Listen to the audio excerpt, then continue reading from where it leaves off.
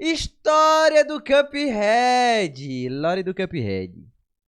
O Cuphead, ele é o único jogo que eu tenho platinado, meu irmão. Foi o único jogo que eu falei, vou platinar. Não tem aqueles comercial que a gente vê uma gameplay nojenta, horrível, ruim, que o intuito é fazer você instalar o jogo pra você jogar? Pronto. A minha primeira experiência com Cuphead foi o Psycho e o Jean joga nesse jogo que me deu dor física. Até hoje não terminamos aquela série do Cuphead. Falta 5 episódios pra acabar. E eu tive que instalar o jogo e eu platinei esse jogo. Vale muito a pena. Jogaço. A história de Cuphead E o mais legal começa em 1930. é que na hora que no tempo que eu tava jogando, eu tava assistindo o Save Manual. Foi assim que eu conheci o Save Manual também. Foi pelos vídeos do Cuphead dele. Bem antes de nossos protagonistas nascerem. Nessa época, o mundo estava sofrendo grandes mudanças. Um destaque foi um evento conhecido como a Grande Depressão. Ai. Crise econômica que deixou Pra mim, depressão é viadagem. uma galera desempregada e fez com que várias empresas entrassem em falência. No meio desse caos todo, surgiu um estúdio de animação feito por dois irmãos, Max Fleischer e Dave Fleischer. Alemão? Eles criaram os estúdios Fleischer. Talvez você já tenha visto esse palhaço esse clipe é massa. dançando. Esse é Coco, o palhaço. Ele foi o primeiro É massa, personagem é massa. da história do mundo a ser animado com a técnica conhecida como rotoscopia. Esse palhaço era, na verdade, Dave, o irmão de Max, vestido de Caralho. palhaço. Max Pô, muito massa essa roupa, seu hein? irmão de palhaço e desenhou por cima, o que fez surgir Ó, esse desenho brabo. estranhamente realista e com movimentos bem marcantes. Essa Porra. técnica de rotoscopia expandiu a mente dos artistas Muito que massa. eventualmente criaram Pô, dá pra fazer cosplay desse bicho, né? Mas só se enrolar com um monte de sacola. Aí, ó. Quem vai pros eventos de anime e quem é cospobre. outros personagens Oxe, esse bigodinho ali, rapaz. Caralho, inveja. e desenhos marcantes como Betty Boop, Popeye. Nessa mesma época, a Disney também estava desenvolvendo suas animações. Seu personagem mais famoso, Mickey, veio um pouco antes, em 1928, no desenho Steamboat Willie. Contudo, a Disney focava em fazer desenhos mais infantis, Pô, esse desenho era bom. com foco em mundos mais coloridos, fofinhos e com humor mais leve. Já os irmãos Fleischer apostavam em um público mais adulto, urbano e tentavam refletir o caos e a Grande Depressão da época com um humor mais ácido. Mas não só isso, por terem inventado a técnica da rotoscopia, eles se utilizavam de movimentos realistas em cenários surrealistas, o que dava essa cara de desenho bizarro antigo dos anos 1930. Enquanto a Disney mostrava aventuras leves do Mickey, os Fleischer iam para um lado bem mais sombrio e adulto. No desenho Bimbo's Initiation, por exemplo, o personagem tinha de fugir de uma seita. Sem falar na Betty Boop, né, um cachorro que depois vira uma mulher provocativa e sensual. Ela era um cachorro? Não, calma aí, eu acho que eu entendi errado. Sem falar na Betty Boop, né, um cachorro que depois vira uma mulher Esse cachorro aqui era Betty Boop. O cachorro virou uma gostosa. O personagem Furry? tinha de fugir de uma seita. Sem falar na Betty Boop, né, um cachorro que depois vira uma mulher provocativa e sensual. Como é, amigo? Tá, então, tirem os cachorros dos irmãos Grinch. Eu esqueci o nome dele já. E tinha até um pouquinho de violência também no desenho do Popeye. Agora me fala, qual estúdio influenciou os protagonistas da história de Cuphead? Pera, quem são mesmo os nossos protagonistas? Chicrinho e Caneco, o sonho de infância. Chad e Jared Moldenhauer. Ô, Shed! Ixi, olha lá, ó. Ah, caralho, mano. Pra você ver, né? É realmente o Shed. É literalmente o Shed. O outro é só um Betinho, olha lá, ó. Dois irmãos que cresceram em Regina, no Canadá, na década de 80. A infância dos dois foi bastante influenciada por seus pais. Enquanto seus amigos da rua assistiam desenhos da Disney e jogavam Nintendo, os irmãos assistiam Betty Boop e jogavam Master System. Os pais Esqueci o nome do jogo. Alex Kidd. Bom, nostalgia. deles valorizavam muito Nem é do meu tempo, mas quando eu era criancinha, tinha um colega meu, tinha um videogamezinho, a gente jogava. mais os desenhos antigos, o que gerou uma influência enorme nos irmãos. Uma de suas animações favoritas era a Bimbo Initiation. Esse desenho, ele é Cadê a Pex? completamente surreal e bizarro. E no fim, é revelado que a seita, na verdade, é da Betty Boop. Oxe, aceito. E aí, obviamente, Ó. o cachorro doidão decide participar. Aí ele vai virar uma gostosa, nem fudendo. Essas influências inspiraram os irmãos. Quando tinham 10 anos, eles faziam competições competição de desenho pra ver qual deles conseguia desenhar o monstro mais terrível e poderoso. Mas claro, além de assistir desenhos, os irmãos também jogavam vários jogos juntos. E por serem os únicos da rua a terem um Master System, era boyzinho. suas influências nos jogos também foram completamente diferentes. Rampage, Alex Kidd e Phantasy Star eram Alex Kidd era bom. alguns de seus jogos favoritos. Do Master Saudades. System, eles aos poucos migraram para o Mega Drive, sempre priorizando jogos cooperativos. E um dos jogos que mais influenciou os irmãos foi Gunstar Heroes. Desenvolvido pela Treasure e publicado pela Sega, Gunstar Heroes é um jogo do gênero Run and porra. Gun, um tipo de jogo onde o Aí é o nome da fase do Cuphead, Run and Gun. foco é, como o nome já diz, correr e atirar. Jogos assim são marcados por ter muita ação, movimentação constante e o fator favorito dos irmãos, lutas contra chefes. Esse gênero tinha um lugar especial no coração dos irmãos porque eram jogos em que os dois podiam jogar ao mesmo tempo, massa, enfrentando pô, juntos então. inimigos e chefes. O Contra também influenciou muito os irmãos, tal como Metal Slug. Juntos, eles se desafiavam e brincavam com tudo que a imaginação permitia. Chad construía castelos com bonecos de soldado e seu irmão tentava acertar eles de longe. E assim foi a infância dos Caramba, irmãos do gênero Chad boy. E Jerry o que é que tem a ver? marcados por Eu tô dizendo que é o nome da fase, mano, que eles botaram mais pra frente, uai. Run and Gun. É o nome da fase do Cuphead. Quer pegar no meu pênis 3 vezes aqui? Dei zoada na Star.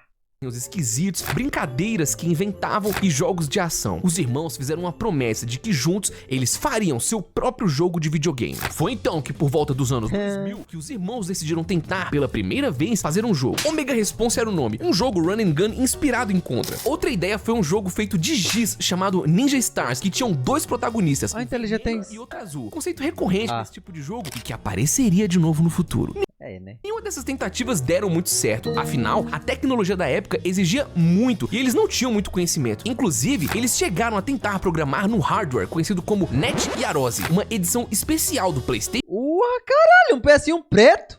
1 feito para amadores de programação. O Porra, bonitaço. NET Nunca tinha visto não, preto não.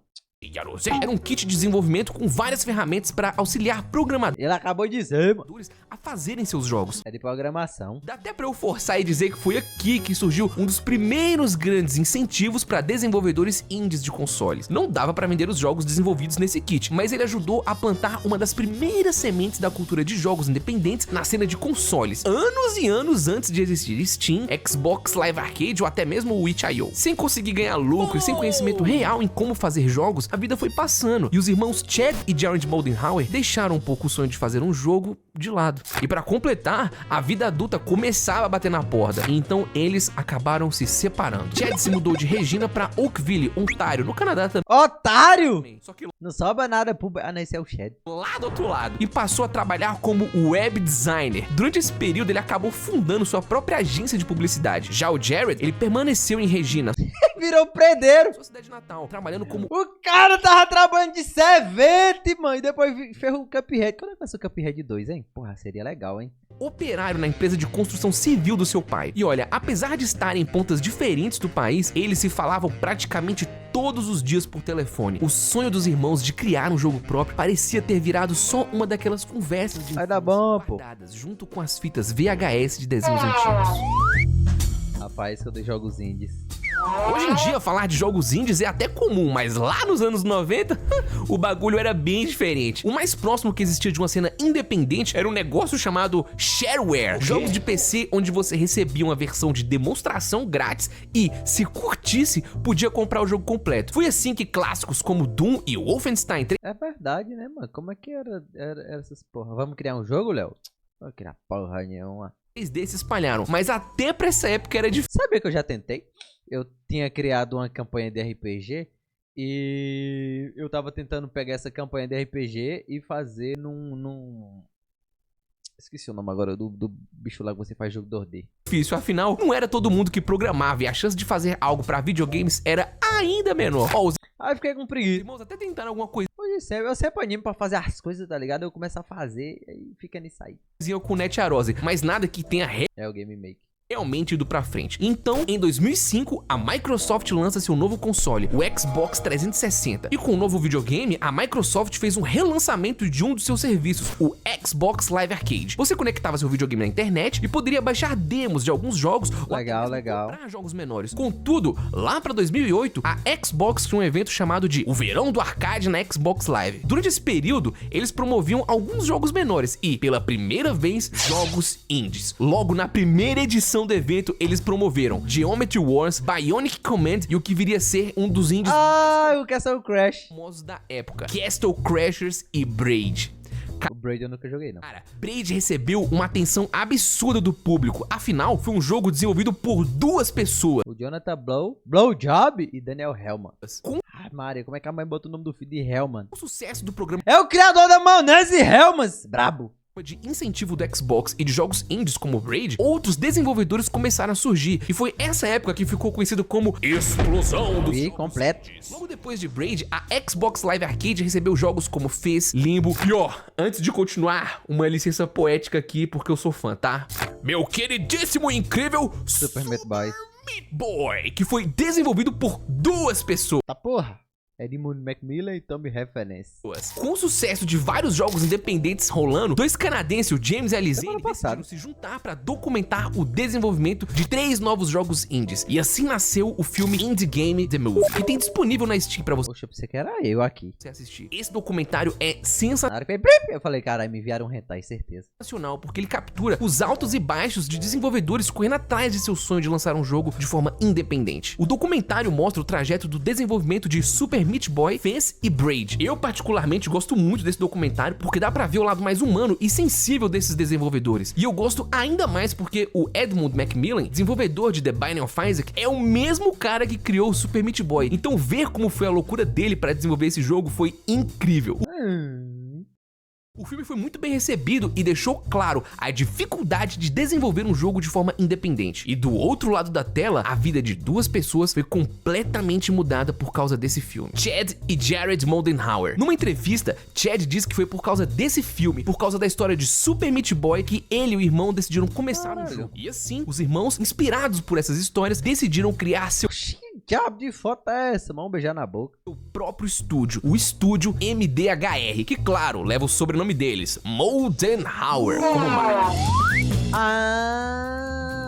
Com o estúdio criado, os irmãos decidiram reviver seu maior sonho, criar um jogo de videogame em que eles gostassem de jogar. E então, alguns projetos antigos foram tirados de gaveta. Cara, fazer a porra Depois do de um jogo que dia o cara não gosta é puxado foda, na né? obra, carregando cimento e encarando o sol na cabeça, o Jared voltava pra casa com animação que só quem tem um sonho entende. Ele pegava o telefone e lá estavam eles, os dois irmãos, trocando ideia de joguinho como faziam quando eram crianças. Juntos, eles conversavam por telefone e ficavam revivendo várias ideias antigas. Ao longo da vida, os dois planejaram vários joguinhos, mas eles sempre voltavam pro mesmo ponto: jogos run and gun. Os Tô dois viciado eram nessa porra apaixonados por Gunstar Heroes e por Contra 3. O desejo de fazer um jogo de ação rápida, atirando igual maluco, e Caralho, mas realmente, essa porra. por Gunstar Heroes e por Contra 3. O desejo de Pô, essa fase aqui é literal uma fase do Cuphead. fazer um jogo de A do Borra lá do avião. ação rápida, Essa porra. atirando igual maluco. A fase do cachorro. E claro, com lutas contra chefes gigantes, nunca saiu da cabeça deles. Então eles decidiram que, se realmente quisessem fazer um jogo, tinha que ser um jogo que viesse da maior paixão deles. Importantíssimo dizer que nem Chad nem Jared tinham qualquer experiência com programação ou animação. Mas claro, nessa época a internet já tinha muita informação pra quem quisesse realmente estudar. Contudo, a vida adulta ainda tava lá. O Chad ainda tava como web designer do outro lado do país e agora casado com Maya Moldenhauer. Ô, bravo. E Jared ainda tava ralando no sol quente. É o Chad, né? Então, era somente aos fins de semana que os Sabe o que pro beta? irmãos conseguiam se falar e Chad casou, era programador, morava em Otário, tava planejando o jogo. E o Jared, trabalhando aí, ó, de prendeiro, sozinho. É foda, só vai nada pro beta. pensar juntos sobre o jogo. As primeiras ideias foram surgindo, e uma delas foi um protótipo que chamaram de Jay and Slushy. Ainda não tinha um personagem definido e nem o estilo de arte do jogo, mas eles já tinham uma ideia de luta. O chefão, uma mão gigante. O herói, um serzinho verde de chapéu que parecia ter sido desenhado com giz de cera por uma criança de 5 anos. Que eu gostei, achei bonito, charmoso até. Era tosco, era simples, mas já dava pra ver ali a paixão dos dois por chefões malucos e jogabilidade desafiadora. A prioridade de Chad e Jared desde o início foi a gameplay. De 2012 até o início de 2013, os irmãos surgiram com várias ideias. Eles chegaram até definir o formato. Nada de níveis longos nem enrolação. Seria só o jogador e 8 chefes pra enfrentar. Um verdadeiro boss rush no melhor estilo Tipo Mega Man. Mega Man. O nome seria Super Turbo Mega. Não, aí também tem que mandar matar. Ai, dentro. Porra de nome é jogo é esse? Bota Giga no final, Super Turbo Mega Giga. Uma referência Ultra, bota Ultra também no final. Super Turbo Mega Giga Ultra. Aos seus videogames favoritos. Super Mega Power no final. Nintendo, Wonder Mega e Turbo Express. Ai, dentro. O segundo desafio foi começar a pensar na estética visual do jogo. Eles tiveram várias inspirações e todas elas eram de materiais feitos à mão. Um jogo que inspirou muito as ideias iniciais foi o Yoshi's Island, por ter uma estética feita à mão, com cara de papel e giz de cera. Bonitinho então, um também. visual único pra ele. Nesse jogo, o cenário... Inclusive esse ano vai ter um joguinho de stop motion, né? Eu quero jogar esse, achei bonito. O design das fases, eles são estilizados pra parecer pintura a óleo, aquarela e desenho de giz de cera, criando esse visual artístico aí, meio fantasioso. Uma das principais ideias que tiveram era ser um jogo que acompanhava as fases de uma criança no colégio. Primeiro os chefes seriam de massinha, depois de giz de cera, depois chefes parecendo um artesanato de escola, até chegar na 8ª série, e aí sim o jogo ficaria mais detalhado. Durante os testes, eles começaram a colocar, só de brincadeira, alguns personagens lá dos desenhos dos anos 30, como o Bimbo e o Mickey. E o que era só uma piada interna, virou o detalhe que mais chamou a atenção de todo mundo que viu o protótipo. Era inevitável. Os amigos, eles ignoravam quase tudo, menos aquela estética de desenho antigo. Pior que essa estética é muito da hora, velho. O feedback foi tão Tem um joguinho de tiro que era FPS que ia lançar nesse aí. Já lançou já esse bicho? sinistro que os irmãos não tiveram escolha. Vamos ter que aprender a animar. E uma pausinha, tá? Esse vídeo aqui, ele tem um grande patrocínio e faz total... Toma. Cibersegurança para seu dia. Nasce uma caneca. O conceito do jogo e a estética definida, era a hora de começar a avançar mais alguns passos. O Chad tava chorando porque ele sabia que se fosse pra fazer o sonho deles virarem realidade, eles teriam de encarar os desafios e aprender a fazer tudo. Jared ficou com a parte de programação. Ele começou a já estudar programava as linguagens de programação até decidir que trabalharia com C#. A escolha por C# foi porque, na época, a Microsoft tinha um framework que rodava nessa linguagem. O que é framework? Pra nós, meros mortais que não programam entender, é o seguinte. Imagina aí que você quer fazer um castelo de Lego. Agora pense que pra levantar esse castelo, você teria que pegar pecinha por pecinha e ir montando. Ia dar um trabalho sinistro, né? Um framework, ele é como se fosse aqueles kits de Lego prontinho, que já vem com várias peças já montadas, só pra você organizar e montar mais rápido que deseja. Tipo no jogo do Lego, que segura o botão e... Então, e justamente a Microsoft, ela tinha esse kit aí, prontinho. Ou melhor, esse framework. Não entendi esse final. Quer dizer, não entendi foi nada. Quem queria desenvolver jogos 2D e alguns jogos 3D mais simples. Enquanto Jared trabalhava na programação, Chad, com seu emprego anterior de web designer, aproveitou seu conhecimento para pegar a outra parte do projeto, a animação. Assim que decidiram por fazer um jogo ao estilo dos desenhos antigos, Chad sabia o problema em que tinha se metido. Vejam, animar, além de ser uma tarefa extremamente trabalhosa, também é muito difícil de fazer. Não sei, não faço.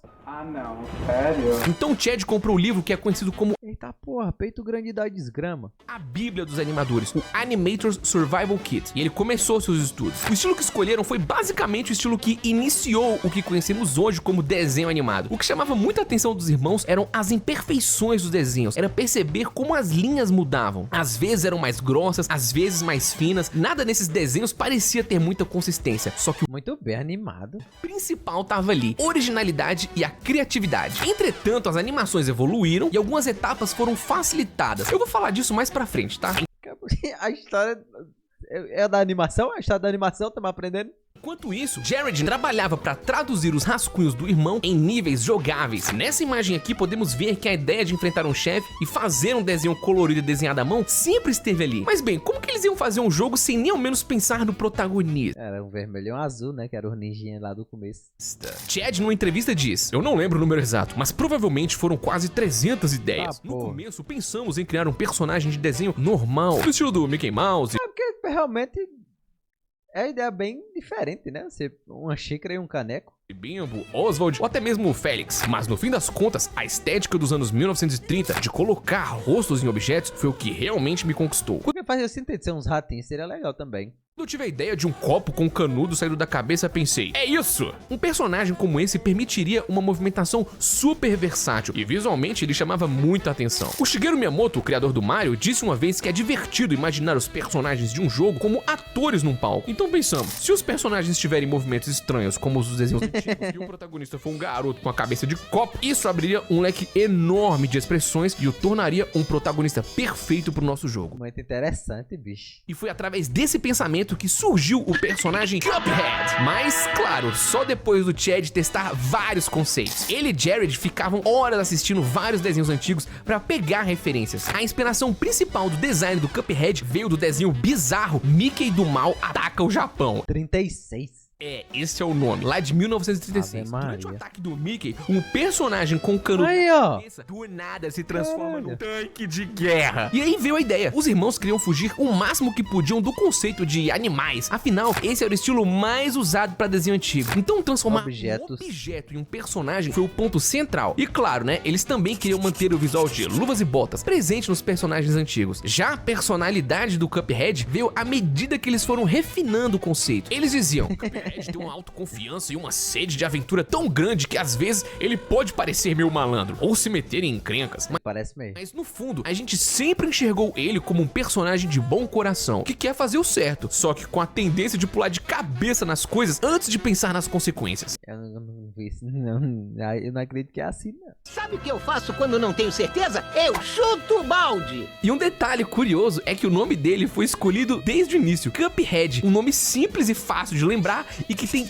2 sílabas, algo que também era muito comum nos Mickey, Bimbo, Donald, Betty, Félix, Popeye, desenhos antigos. E foi assim Cuphead. em que, aos poucos, o conceito inicial saiu daquele Mano, olha a ideia. Olha, mano, se liga nessa porra. Isso aqui é que é bizarro, cara. Olha essa ideia, mano. Ia ser tipo um príncipezinho com a varinha. Depois não teve a porra de uma cópia do Cuphead que fizeram.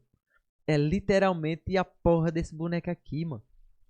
Aí dentro. desenho pra esse. É interessante demais ver os conceitos iniciais. O Cuphead teria uma animação de introdução onde ele tiraria a própria cabeça como forma de comprimento. Ah, e por falar em referências, sabe quando o Cuphead morre e o fantasma sai voando? Não são príncipes, são bruxos, mas parece, eu tô dizendo que parece. A cor e o conceito do fantasma veio do desenho Lonesome Ghost de 1937, que tinham esses fantasmas transparentes. E outra inspiração pro fantasma foi a animação de morte do jogo Alex Kidd, onde quando você morria, o personagem saía voando pro Eu tô com vontade de jogar Alex Kidd, cara. céu como um fantasma. Mas olha, do que Abaixa a pita, Bruno. serve um protagonista sem os problemas pra encarar?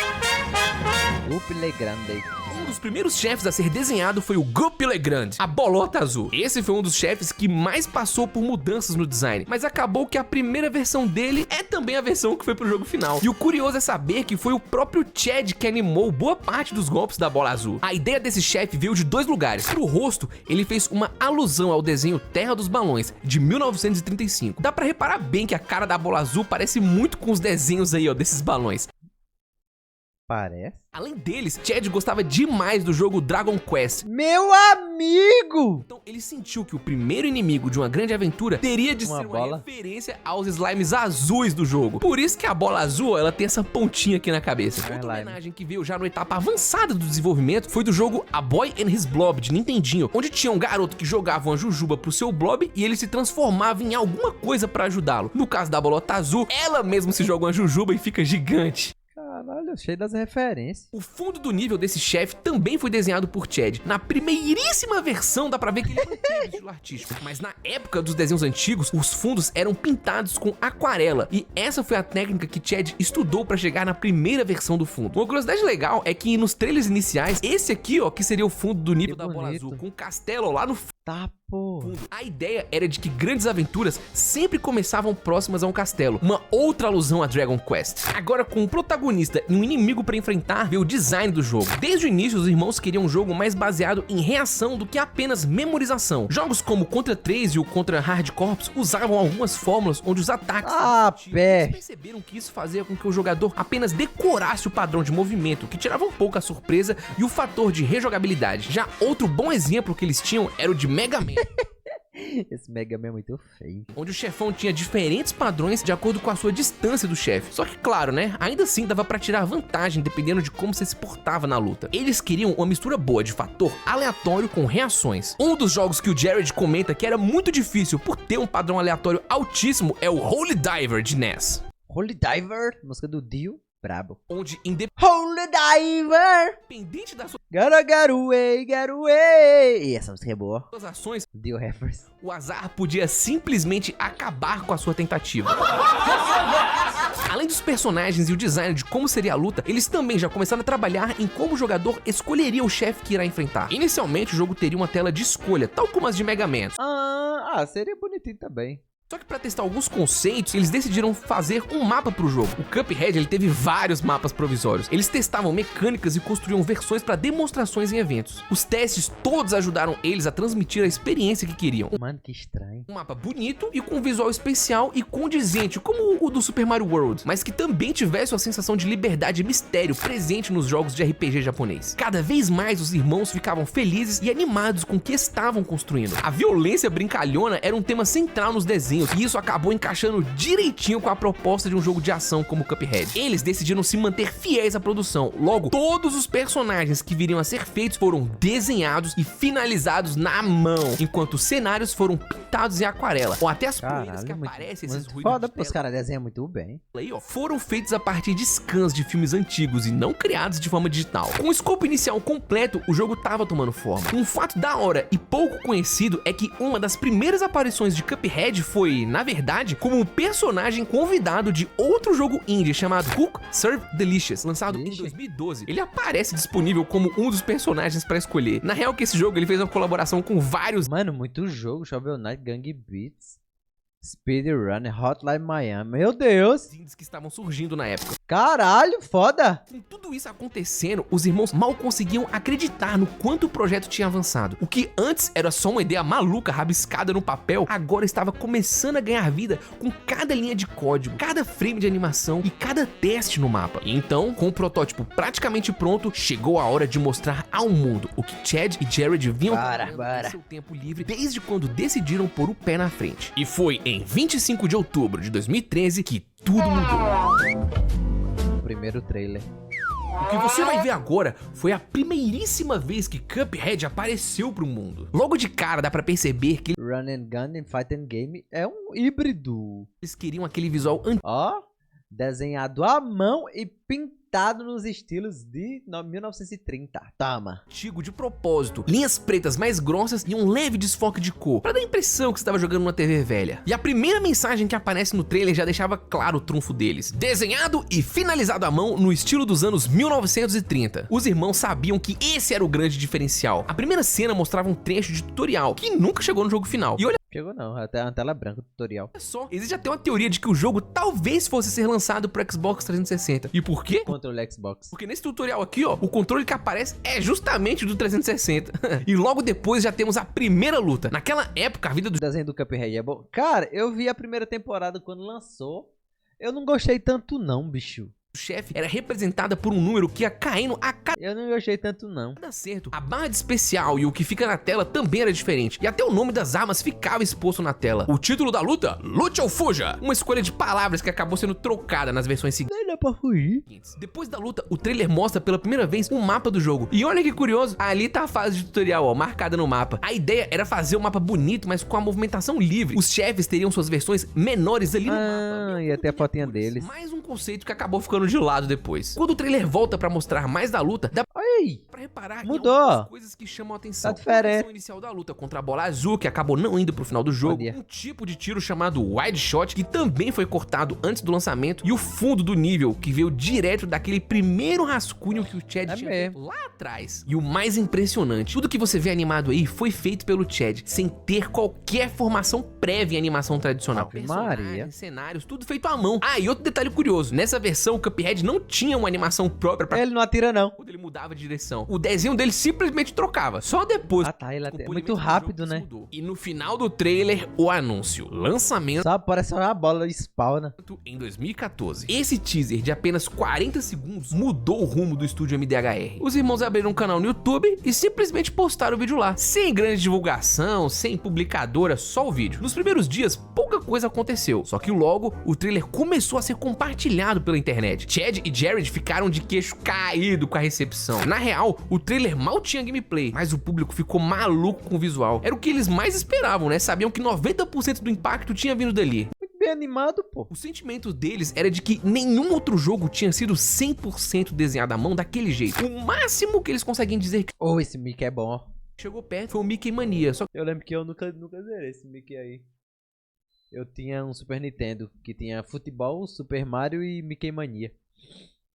Eu chegava na última fase e sempre morria, gameava, que as vidas eram limitadas. depois dele, mais nada. Na cabeça deles, o objetivo era tentar algo na pegada do jogo Dragon's Lair. Ó, pra quem não conhece, o Dragon's Lair é aquele jogo de arcade que parecia um desenho animado jogável. Você assistiu a animação gigante e tinha que apertar os botões certos na hora certa pra não morrer. Um formato que lá nos anos 80 já parecia uma coisa de outro mundo. Pra época, aquilo ali era o jogo interativo cinematográfico. E os irmãos, eles queriam pegar esse espírito de algo visualmente impressionante. Só que agora no jogo de ação com vários chefões. Só que, né, os caras mal tinham tempo e muito menos dinheiro. Meses depois, alguém compartilhou esse trailer no NeoGAF. Ó, pra quem não conhece, na época o NeoGAF era o fórum mais influente da internet quando o assunto era Nunca ouvi falar. fora era gigantesco desde 2004. Aqui no Brasil, acho que pouca gente conhecia, né? Só que se seu jogo bombasse no NeoGAF, é como se tivesse saído no jornal. E Caralho. graças ao fórum, Os caras falam que queria pegar um Xbox pra jogar Cuphead. o número de pessoas sabendo da existência de Cuphead cresceu Ah, ainda Maria. mais. E foi aí que entrou um nome chave na história: Alexis Garavarian. Na época, ele era funcionário da Microsoft, responsável pelo programa ID Xbox. Ó, pra te contextualizar, o ID Xbox tinha sido criado em 2013 para ajudar desenvolvedores independentes a lançarem seus jogos nas plataformas Xbox e Windows. O Alexis viu o trailer e ficou de cara com o visual e decidiu: eu tenho que falar com esses caras. Que massa. Enquanto isso, no Canadá, o Chad e o Jared estavam só curtindo o Natal de 2013. Ah, e com a novidade pessoal na família, Chad e Maya Moldenhauer acabaram de ter uma filha. virou E aí, papai. no meio do Natal, toca o Maria. telefone. Eles não sabiam ainda, mas aquela ligação mudaria tudo. No próximo episódio. Só mandou uma música. Escuta que pipoca, porque você não se mata. Calma aí. Pipoca porque não se fode, só sabe fazer rede bait. Porque não aproveita e morre. A pia cheia de louça, a casa cheia de coisa pra fazer. E usa todo o potencial pra ir na live dos outros tentar ofender. Morra, pipoca. Tá porra. Morra, sufoca. Você tem doença. Morra, pipoca. Desista dos seus sonhos e morra, pipoca. Morra e sufoca. Tá porra. Ficou muito bom. Caralho. Tá porra. Não. Ah, mas é isso, galera. Tive que dividir porque o vídeo ficou muito grande. Mas ó, próximo episódio, o que foi essa ligação? Né, eu vou ver agora, mas essa quieta aí.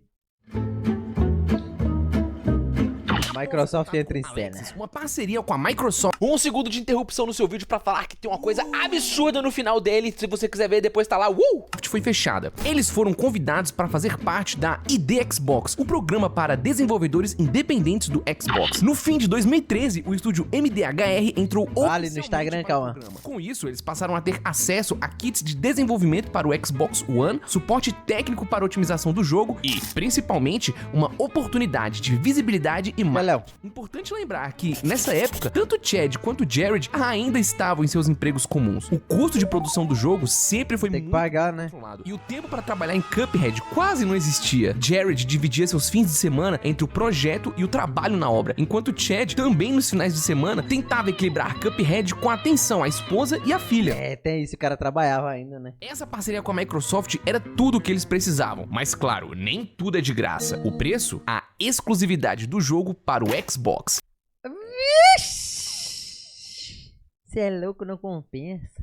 Logo após o contato, os irmãos decidiram aumentar um pouco o escopo do jogo. Em janeiro de 2014, eles começaram a buscar um novo animador para fortalecer o time. Os meses seguintes foram complicados, mas Jared e Chad ficaram cada vez mais empolgados com o projeto e em abril de 2014 contrataram Thomas Sebastian Smolensky, que já tinha experiência em Metalocalypse e The Midnight Gospel. Apaixonado por desenhos animados feitos à mão, Thomas foi uma escolha certeira Cabelo nojento. para o estúdio. Afinal, os irmãos queriam gente que amasse o visual dos anos 1930 tanto quanto eles. Ele aí, ficou responsável por animar alguns chefes. Com a equipe crescendo, os irmãos perceberam que precisavam de mais recursos para o desenvolvimento. Inicialmente, o Cuphead foi desenvolvido na plataforma XNA, só que com o tempo ficou claro que essa plataforma não dava mais conta, e então migraram para Unity, uma engine muito mais poderosa, com ferramentas visuais e um melhor suporte para animações, que permitia focar no que realmente importava, deixar Cuphead bonito e jogável. Era como trocar uma bicicleta por uma moto. A escolha pela Unity também facilitava a possibilidade de portar o jogo para diferentes plataformas, algo essencial para um projeto que não queria ficar preso somente ao PC. Morra Xbox. Mas nem tudo eram flores. Com essa troca de plataforma, o planejamento de 2014 foi Atrasou, né? por água abaixo e o jogo teve recomeçar. seu primeiro adiamento. Para os irmãos, isso não era um problema. Na verdade, eles citavam a regra de ouro de Shigeru Miyamoto. Um jogo adiado é eventualmente bom, mas um jogo feito às pressas é para sempre ruim. Tá lá, rapaziada. GTA 6 vai ser uma obra de arte. Já esperamos que seja mesmo. A parceria com a Microsoft avançava bem, mas vale destacar que o suporte era apenas técnico, não havia suporte financeiro. A grana continuava apertada. Em meio a conversas, eles foram convidados para a E3 de 2014, o maior palco anual para lançamentos e novidades no mundo dos games. Naquela época, a feira ainda fervia com grandes anúncios e oportunidades. Hoje em dia, né, tá morta. Os irmãos aceitaram o convite, o que significava mais trabalho e pressão. E o time continuava crescendo. Cadê o braço do Caba? Além do Thomas, entraram Cadê o braço do Chad? Ele perdeu o braço quando? Coitado dele, como é que ele vai desenhar? Tyler Moldenhauer como Cadê o braço do... tester, ajudando a identificar bugs e balancear o jogo, e Ryan Moldenhauer, diretor de experiência, responsável por garantir a coesão visual e identidade do jogo, além de cuidar da comunicação com a comunidade pelo site do estúdio. E a curiosidade, né? O Tyler e o Ryan são os primos de Chad e Jared, e fazia todo sentido ter a família envolvida. E não era só a família, também tinha os amigos de infância. Um deles era Christopher Madigan, um músico que trabalhava com grupos de jazz, teatro e música contemporânea Agora vai. na cidade. Conhecendo o amor do amigo pelo jazz, Pior que é o Jazz tomando de conta no Cuphead. os irmãos o convidaram para compor a trilha sonora de Cuphead. O resultado? 56 faixas originais, quase 3 horas de música com influência de jazz, big band, ragtime e outros estilos populares dos anos 1930. Outro membro da família também entrou pro projeto, Nepoterme. Maya Moldenhauer. A mulher do Chad.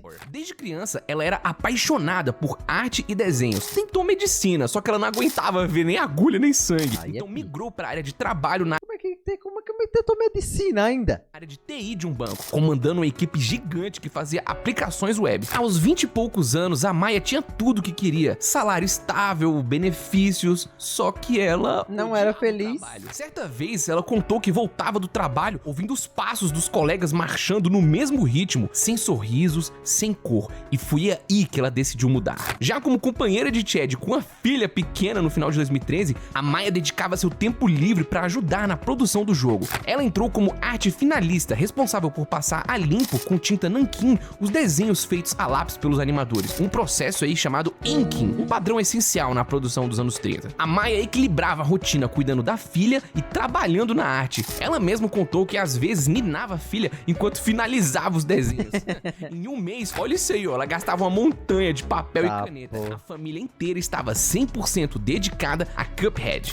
Então foi um bocado indigente que trabalhou até. Detalhe, ela ainda continuava trabalhando. Mas peraí, como diabos eles fizeram essa animação toda? Para criar os chefes, Chad e Jared conversavam primeiro sobre o design, os ataques, os padrões de luta e as fases. O Jared focava na jogabilidade, deixando as decisões visuais pro Chad, que estudava animação e fazia os rascunhos. Depois, o Jared programava os movimentos, enquanto o Chad trabalhava no conceito visual. Tudo na base ali da tentativa e erro. A animação tradicional exigia ferramentas específicas, como uma mesa de luz, que permite ao animador enxergar o desenho anterior enquanto cria o próximo.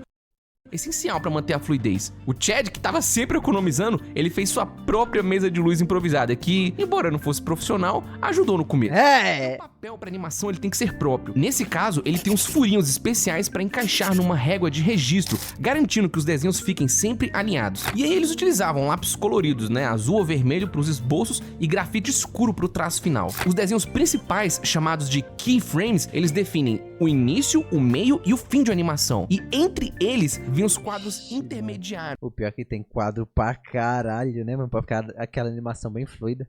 Que são conhecidos como in-betweens. Eles completam o movimento. Os Que lindo. animadores eles têm que ficar folhando rapidamente pra conferir se tá tudo fluido. A visão do Jared era clara. Ele queria que o jogo rodasse a 60 FPS pra ter uma gameplay fluida. Só que a animação dos personagens teria que ter o charme dos desenhos clássicos. Então as animações acontecem em 20 quadros por segundo. Isso aí é chamado de ones. Ou seja, desenhava um quadro para cada frame de animação enquanto o jogo rodava a 60 FPS. Para isso, os quadros eles são duplicados para preencher a diferença. Se você jogar Cuphead em câmera lenta, você vai notar os personagens repetindo os desenhos, aquelas travadinhas de propósito que é típica dos anos 30. E claro, né, nem toda animação tem 24 desenhos diferentes. Varia conforme a ação. O que importa é o ritmo e a fluidez. Depois da animação tá limpinha, a Maya pegava cada frame e redesenhava com nanquim, tomando muito cuidado para manter as imperfeições características da época. Era o que dava aquele visual único. No início, ela tentou usar canetas de ponta de pena, só que o processo era muito complicado e pouquíssimo prático para escanear e manusear. Então ela testou um monte de caneta e acabou optando pelas Copic Multiliners, que ofereciam controle e simulavam as imperfeições. Os contornos externos ela fazia com canetas de 0.8 mm e detalhes internos com 0.3 mm. Olha essa foto aí, ó. Um mês de trabalho da Maya. A dedicação da mulher. Já tem mostrado. Os desenhos finalizados, eles eram escaneados em alta resolução e importados pro programa. Já tá trabalhando. A filha dele vai trabalhar no Cuphead 2. Onde eles eram alinhados digitalmente usando os furos de registro. Aí depois vinha a coloração. Eles até tentaram fazer uma pintura tradicional com tinta guache, só que depois de vários testes, eles perceberam que a diferença era mínima entre pinturas com tinta guache e pinturas feitas de forma digitalmente. Então, eles acabaram optando pela coloração digital, uma das pouquíssimas coisas que fugiu da tradição dos anos 30. Tyler Moldenhauer foi o responsável pela coloração inteira no Photoshop. E voilà! O trabalho de animação estava completo. Pintou no Photoshop. Esse trabalhão aí era feito pra cada personagem e chefe. O estúdio MDHR ficou na toca por um bom tempo e, em 9 de junho, durante a E3, o novo trailer foi revelado. Ai, que bonitinho! Poxa vida, Cuphead e Mugman estão encrencados. O trailer começava com a minicena e, de repente, quem é esse cara? Esse chefão aí, ó, ele tava no começo do desenvolvimento. Não tem mesmo, não. Com algumas animações e golpes.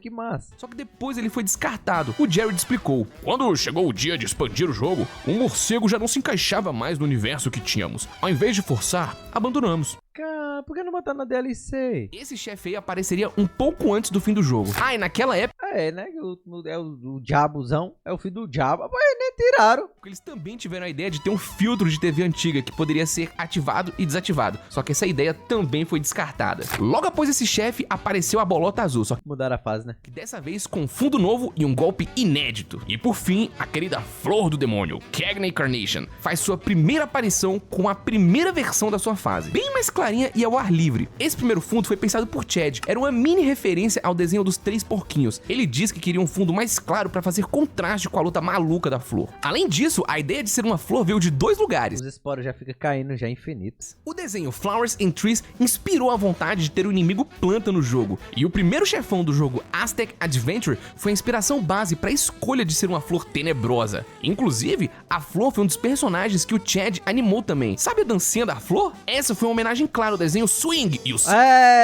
toma. Diabo pela primeira vez, você ganha a conquista Swing e os Sinners. Essa flor se chama Cagney Carnation e o nome dela foi uma homenagem ao James Cagney, um ator e dançarino renomadíssimo dos anos 1930. Interessante ver que nessa época todas as sementes da flor dava pra dar parry. E um detalhezinho criativo que só veio depois no desenvolvimento foi esse golpe aqui, ó. Normalmente ele não tinha esse efeito, mas se você já jogou Yoshi Island, provavelmente reconhece a inspiração. Aqui no trailer a gente vê uma arma que também foi cortada do jogo final. Essa bola engateira bem tirinha e peba. E outra coisa interessante é que aqui eles implementaram uns frames pro Cuphead quando ele muda de direção. E outra loucura é que o Cuphead tinha esse frame aí, ó, esquisitíssimo. Boquinha de cu. Quando ia pular. Frame esse que foi cortado da versão final. E, ao fim do trailer, a nova data, vindo aí em 2015. Tá, um ano depois. Além desse trailer, foi revelado ao público que Cuphead estava no programa ID Xbox, aparecendo rapidinho ali ao lado de vários outros indies. Com tamanha exposição no maior palco de jogos da época, Cuphead ficou ainda mais famoso. O escopo do projeto aumentava ainda mais e o Bonito. trabalho envolvido também. Em setembro de 2014, Muito poucos lindo. meses após E o aí, trailer, LXD? Tony Coculudi entra pro estúdio MDHR como desenvolvedor líder. Olha o tanto de gente, mano. Ele tinha experiência com a Unity e liderou a programação do jogo, sendo responsável pela implementação das mecânicas de combate, movimentação e interações com os chefes. Uma coisa interessante é que no início de 2014 ele tinha se demitido de seu emprego e decidiu trabalhar como freelance e, puf, meses depois ele já fazia parte do time de Cuphead. E uma curiosidade sobre o Tony é que depois ele acabou trabalhando em Among Us.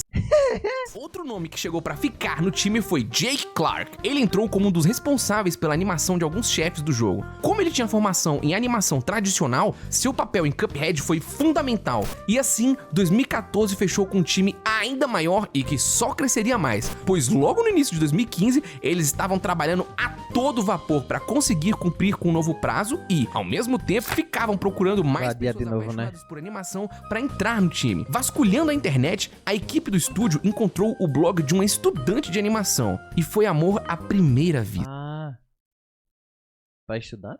A nova adição pro Ela vai... time foi Chamaram. Tina Nawrocki. Ela também era do Canadá, mas mais importante do que isso, ela também tinha uma vasta experiência com animação tradicional. Ela saiu de um emprego bem pago, se mudou para Toronto, no Canadá, e começou a estudar fortemente animação tradicional. Muito Era o que ela bonito. mais amava fazer. E foi quando alguém falou para ela colocar o trabalho na internet e pouco tempo depois, Caralho. ela foi contratada. O estúdio Caralho. MDHR simplesmente mandou um scanner para ela via correio. Ela era considerada a animadora mais rápida da equipe. Ela trabalhava igual maluca. E quem ela animou? Ela animou mais de 50 inimigos, né? personagens pro jogo. Ela animou todos os inimigos que aparecem nas fases run and gun. A maioria dos mini-chefes do reinado e ainda fez a animação final do diabo e ainda criou um chefe, a baronesa Von Bonbons. A mulher é boa mesmo, talentosa, viu? Só ela fez mais de 9 mil desenhos. Tá, porra! Não, caralho!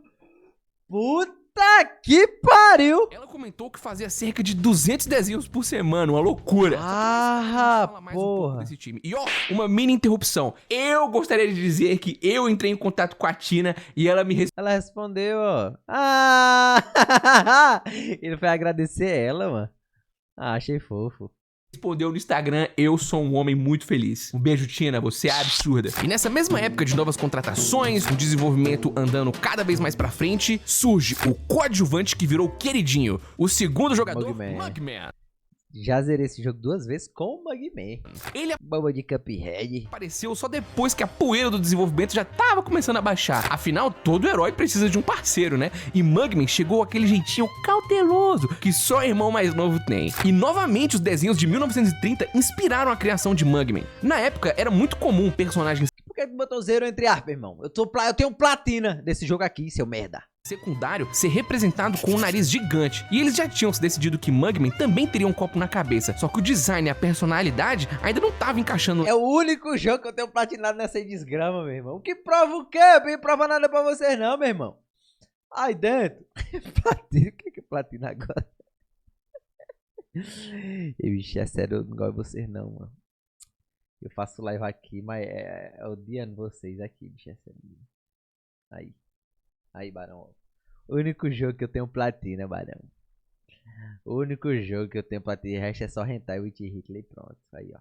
Seus otários. Zerou, você joga... Tá pronto. legal. Eles fizeram diversos testes, mas a personalidade bondosa e medrosa de Mugman nasceu daqui. Nada combinava mais com a atitude impulsiva de Cuphead do que um irmão mais medroso e cauteloso. E isso se reflete até nas animações. O Cuphead chega na luta inflando os braços, já o Mugman, ele chega se preparando, se alongando com cuidado. E aí tudo começou a se encaixar. Cuphead foi feito para representar o irmão... Ê, abaixa a mão, Cuphead. Eu vou ter que zerar com o Cuphead, rapaziada, não vai ter jeito.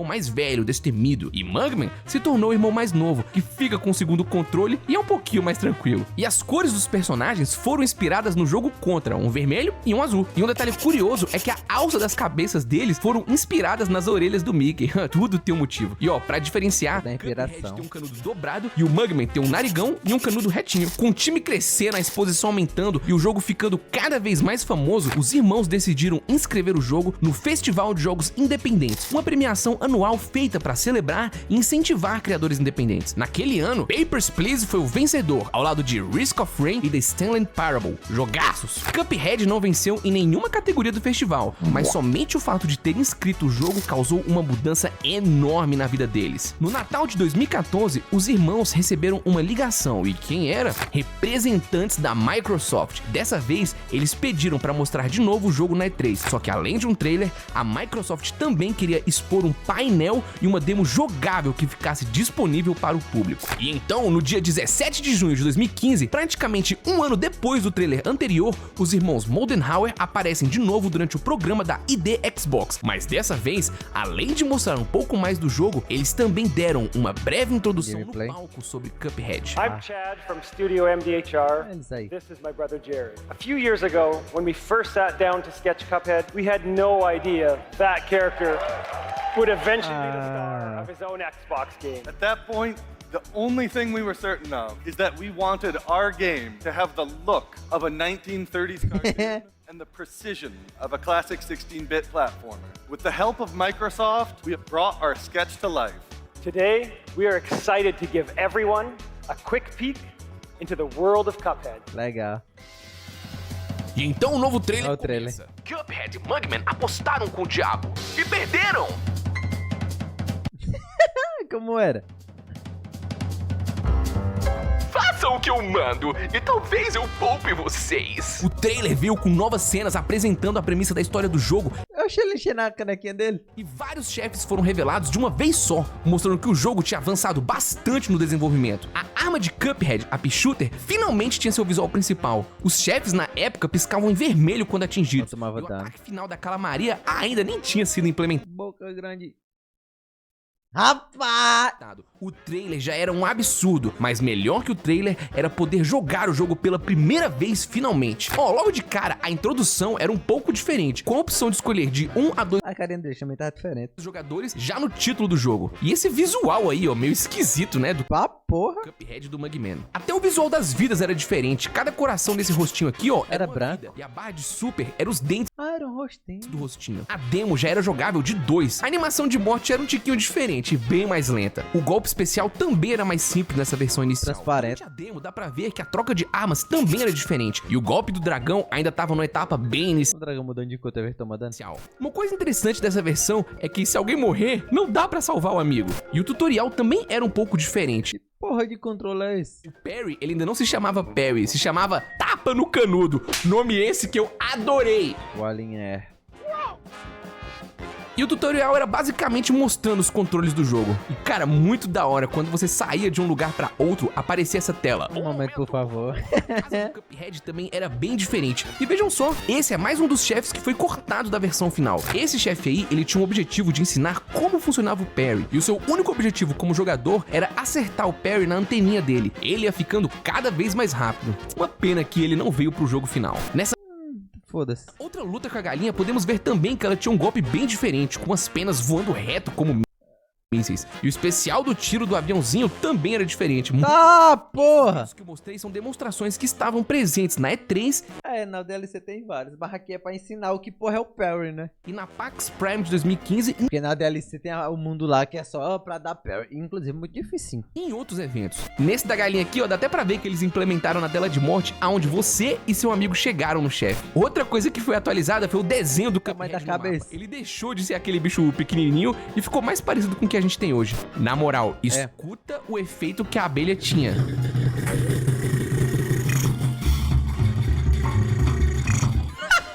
era feita a boca.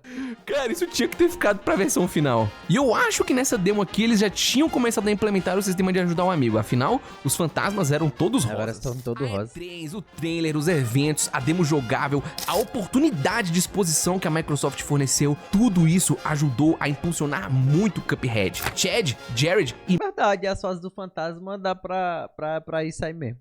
Maya ainda estavam Praticar o parry e tal. em seus trabalhos comuns, e apesar de toda a alegria, a realidade batia cada vez mais forte na porta. O tempo era curto, o dinheiro Vai adiar. menor ainda, e as responsabilidades familiares também tinham que ser atendidas. E Cuphead sofreu um pouco com algumas críticas. Afinal, mais uma vez o jogo foi adiado. E de 2015, o jogo passou a ser planejado para 2016. Vai lançar nunca? Como é que eu vou jogar, Barão? A pressão estava enorme, afinal, o jogo foi muito bem recebido pelo público. Chad e Jared conversaram muito sobre os resultados dos eventos e decidiram: vamos apostar tudo! Run and Gun. Na verdade, eles nem mostraram a fase do Run and Gun. Com Cuphead dando tão certo, o estúdio MDHR sentiu que era hora de apostar tudo o que tinham para realizar esse sonho. E ao invés de seguir com o projeto original de fazer um jogo com 8 a 10 lutas contra chefes, eles decidiram aumentar o projeto. Mas para isso, eles precisaram de mais tempo e muito mais dinheiro. E o que fizeram? Jared saiu da empresa de seu pai, Chad abandonou seu emprego como web designer e Maya largou seu emprego estável e bem remunerado. Dinheiro, mano. Eles queriam seguir com o sonho. Tempo eles arranjaram, mas e o dinheiro? É. Aqui vem um parênteses meu, Ian, sei o manual, pessoal, tá? Olha, quando a gente sonha com alguma coisa e tem aquela sede, aquela vontade Conquistado, de empréstimo. conquistar, de Vai realizar empréstimo um no sonho, banco, pô. a gente acaba tomando os maiores riscos, mas sempre com a maior fé possível de que tudo vai dar certo. É empréstimo seja mesmo. como for. E aí que vem a doideira. Jared, Maya e Chad refinanciaram suas casas, ou seja, eles já tinham uma casa própria. Chad e Maya, inclusive, moravam juntos com a sua filha. Só que para conseguir a grana, eles pegaram um empréstimo altíssimo Foi do mesmo, ó. banco e usaram a própria casa como garantia. Ah, Eles velho. vão apostar Meu tudo. Deus. Ruim. O máximo que a gente perde é É a nossa casa, pô. Eles apostaram Besteira. o próprio teto no sucesso de Cuphead. É Caralho. importante dizer também que Cuphead em nenhum momento teve projeto de financiamento coletivo. Os caras queriam fazer tudo sozinhos. Os pais deles aprovaram. Se é o sonho de vocês, vão em frente. Mas claro, não pensem que eles tomaram essas atitudes de qualquer jeito. Os irmãos são duas pessoas bastante pé no chão. Eles ficaram felizes sim Puta com a que fama de pariu, Cuphead, ainda bem que mas deu se era certo. pra trabalhar, que fosse de forma pensada, calma, tranquila e apostando a casa. Mas tudo bem. Aonde dava pra economizar dinheiro, eles economizavam. Foi só nessa época que finalmente Chad abriu mão de sua mesa de luz artesanal pra comprar uma profissional. Compraram também uma impressora com scanner e fizeram alguns outros investimentos. Novas Profissionalizaram pessoas passaram a mais, fazer né? parte do time. Mas sabe algo interessante? O estúdio MDHR nunca teve um estúdio físico. Todo mundo ainda continuava trabalhando, cada um em sua casa. Tinha animador em São Francisco, finalizador em Toronto, colorista em Saskatoon, programador em Ottawa, controle de qualidade em Regina, enfim, cada um em um lugar trabalhando de home office. Eles Ainda bem que deu utilizavam um certo, site né? chamado Basecamp para trabalhar juntos. O site serve como uma sala onde tudo que a equipe precisa para se organizar fica lá dentro. Chart, arquivo, calendário, anotação. O site Trello também foi um grande aliado, funcionava para organizar as tarefas, quem ficava com o quê. E além desses Massa. sites, essa era a época em que eles usavam o Skype para se comunicar. E o Skype, ó, para você que é muito jovem, ele é basicamente o pai do Discord. Até algumas etapas importantes do desenvolvimento eram resolvidas via e-mail. Esse era o nível do trabalho remoto. E esse esquema de trabalhar cada um da sua casa funcionava, só que claro, não sem seus desafios. O maior deles, separar o momento de ser família do momento de fazer Cuphead. A Maya conta que ficou muito boa em utilizar o mouse tanto com a mão direita quanto com a mão esquerda, porque quando a sua filha ia dormir, ela às vezes minava o bebê enquanto finalizava a arte com a outra mão. A todo tempo eles estavam falando sobre Cuphead e executando novas ideias. E Deve ó, ser a ideia de descansativo, trabalhar né? em família não foi uma decisão estratégica, foi uma decisão econômica. Tô bebendo Nessa sêmen. época, o Cu de amigo grudo. cuidava da música, os primos testavam o jogo, a Maya cuidava da finalização, os irmãos cuidavam do resto, era tudo em família. E pra dar conta desse crescimento todo, tinha chegado a hora de chamar reforços. E além dos outros Mas, membros do chefe. estúdio que já foram mencionados antes, aqui entram alguns nomes Como é que esse jogo é indie, ainda mais cara? personalidade ao jogo. Hana Abihana entrou como diretor de animação. Ele já tinha uma ótima experiência com a animação tradicional e ficou Como Mega Nintendo de gente. do jogo e também pelas novas animações. Experiência de Cuphead. 33, né? Ele quem surgiu com a animação dos golpes especiais de Cuphead e também foi a pessoa que deu várias ideias pro projeto. Ah, e ele também fez animações pro jogo Sly Cooper Thieves in Time de 2013. Sério, joguei. Além de atuar como animador, o Hana meio que se tornou um mentor de animação no estúdio. E com isso ele recrutou ex-alunos de uma universidade de arte do Canadá pro projeto. E são eles: Joseph Coleman entrou como animador e ele foi quem atualizou a animação da tela inicial de Cuphead. Ó, ela saiu disso aqui, ó, pra isso aqui pelas mãos dele. Ele também ficou responsável Cuphead. Ó, ela saiu disso aqui, ó, pra isso aqui pelas mãos dele. Ele também ficou responsável por alguns chefes. E relaxa, já já a gente vai entrar na parte muito legal de ver cada chefe e aí você vai saber quem fez o quê. Legal, legal. E junto do Joseph, por indicação de Hana, veio pro time também Caitlin Russell. Boba que é gente. A entrada dela foi divertida. O estúdio MDHR fez um processo para contratar uma pessoa para fazer os fundos dos níveis dos chefes. O teste foi feito no cenário da abelha. A fase da abelha era um problema na época para eles, porque eles queriam uma fase que ficasse repetindo o fundo da vertical. Então era um grande desafio. Várias pessoas tentaram, só que a indicação do Hana, a Caitlin, foi a pessoa que acertou em cheio. Ela foi super cuidadosa com o fundo e conseguiu traduzir muito bem a ideia de colocar abelhas como operárias da abelha rainha e fez um fundo onde cada partezinha é uma salinha diferente. E olha só, ela fez tudo em watercolor, ou melhor, em aquarela, aquele estilo de pintura com tinta diluída em água, com efeito meio translúcido e fluido, ou seja, 1930. O trabalho dela foi tão bom que o estúdio MDHR deu pra ela a função de fazer todos os fundos do jogo. Caralho. A gente fala mais do trabalho dela. A equipe de animação não parava de crescer. Quem chegou depois foi a Danielle Johnson. E olha só, ela também era da mesma universidade de Joseph. Brabo ela apenas.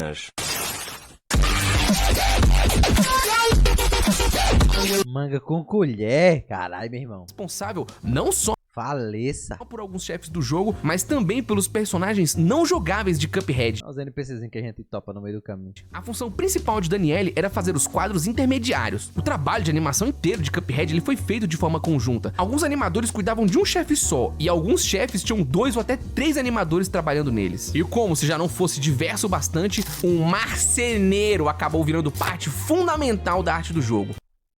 Como assim, marceneiro? Alimob teve um papel muito criativo em Cuphead. Ele quem criou os fundos em 3D que você vê no jogo. Quando chegar o momento certo, você vai entender o que esse cara fez. Caralho, que da hora. Enquanto a arte ganhava vida com os novos membros, a programação também precisava de reforços. Então, novos Muito programadores aleatório. entraram pro estúdio. Eric Billingsley se tornou É maquete. o programador principal. Ele era responsável pela implementação das mecânicas de combate, movimentação e interações com os chefes. Ele também otimizou o desempenho e implementou os níveis de correr e atirar. O cara tinha uma experiência sinistra com a Unity. E sabe de algo curioso? Em 2003, anos antes, ele tinha trabalhado no jogo Deus Ex e ele também foi programador do modo co-op de Army of Two 4th Day. E ele também cuidou de aspectos do jogo Tunic, muito doido. Mas não dava pra um programador só segurar a bronca. Foi aí que entrou Kezia Adamo. Kezia desenvolveu algumas fases de chefes e algumas fases de correr e atirar também. Kezia era quem cuidava do comportamento dos inimigos, garantindo que esses bichos ficassem difícil. Uma coisa da hora que Kezia fez foi desenvolver ferramentas personalizadas dentro da Unity para ajudar no trabalho da equipe de desenvolvimento. Kezia foi quem programou o áudio, colaborando para colocar os efeitos bonitinhos do jogo. E para fechar o time, vieram os Caralho. mestres das letras, literalmente, Mark Simonson e Warren Clark, Gente, ambos pra responsáveis caralho. pelas Design de tipografia. fontes e escritas do jogo. Warren criou os títulos iniciais dos chefes e dos níveis e também trabalhou lado a lado da equipe para garantir que a tipografia do jogo refletisse a estética da época. O Mark Simonson foi escolhido a dedo por Chad depois dele ler o artigo O Artista versus o Artista de Tipografia. Nesse texto aí, o Mark Simonson ele criticou o filme O Artista, que venceu o Oscar de 2012. No texto ele explica como o filme, que se passa em 1920, pecava na representação de textos e títulos da época. Caralho. O Chad e o Jared não queriam cometer os mesmos erros do Chamaram o cara que falou mal. filme, eles chamaram o Mark para a equipe. O Mark comenta: "Você tem que entender as limitações da composição de tipos naquela época, como eles eram espacejados, todas as irregularidades no alinhamento e outros elementos que criam aquela aparência." Com esse Caralho, que bagulho bizarro. Esse time maluco, espalhado por várias cidades, trabalhando de casa, equilibrando o bebê no colo e transformando café em desenho, o mundo de Cuphead finalmente começava a ganhar forma. O que começou numa ideia simples de dois irmãos se tornou algo muito maior. Jared comenta que ele queria que a tela inicial de Cuphead passasse a ideia de uma grande aventura por vir. E adivinha só de onde veio a referência dessa tela? Final Fantasy VII. Caralho! Com certeza seria uma ótima aventura. Era uma vez, num lugar mágico chamado Ilha Tinteiro, dois irmãos, Cuphead e Mugman. Eles viviam tranquilos, sempre protegidos pelo sábio vovô Chaleira. Mas um dia, mesmo com os vários avisos do vovô, os dois se afastaram demais da casa e acabaram entrando no cassino do diabo, do lado errado da cidade. Lá dentro, começaram a ganhar uma porção de dinheiro na mesa de dados. O gerente do cassino, Rei Dado, ficou impressionado. E esses caras não perdem. Mas aí apareceu o dono do cassino, ninguém menos que o próprio diabo. Ele fez uma proposta. Se ganharem mais uma vez, ficam com tudo que tá no cassino. Mas se perderem, fico com a alma de vocês. Cuphead, meio cego pela ganância, jogou os dados. Mugman tentou avisar do perigo, mas já era tarde.